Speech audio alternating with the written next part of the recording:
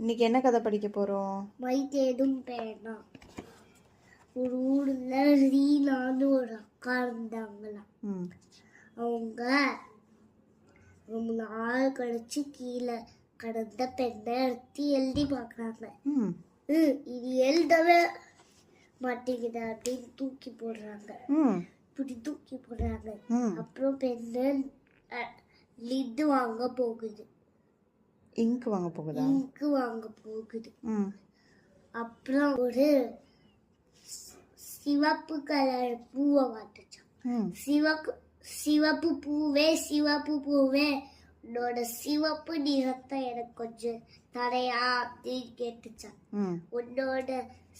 என்னோட சிவப்பு நிறத்தை உனக்கு கொடுத்துட்டா நான் என்ன பண்ணுவேன் அப்படின்னு.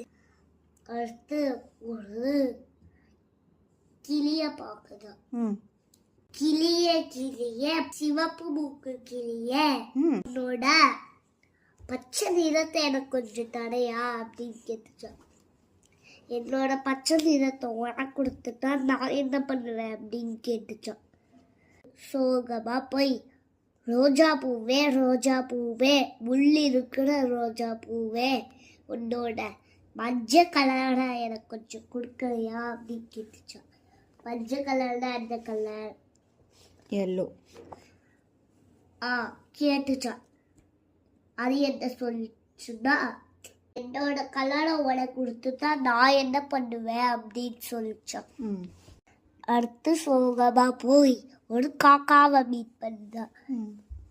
காக்காவே காக்காவே கருப்பு பீக் காக்காவே உன்னோட கருப்பு நிறத்தை எனக்கு கொஞ்சம் தரையா அப்படின்னு கேட்டுச்சான்.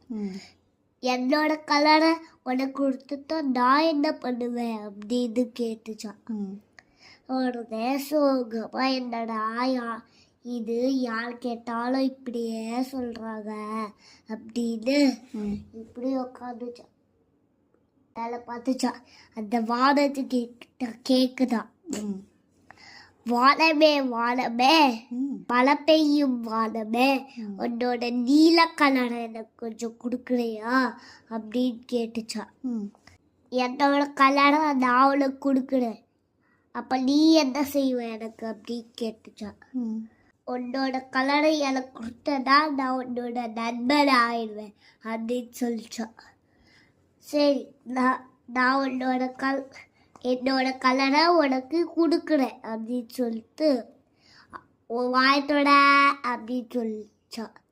ஆளு தொடர்ந்துச்சான். இங்கிருந்து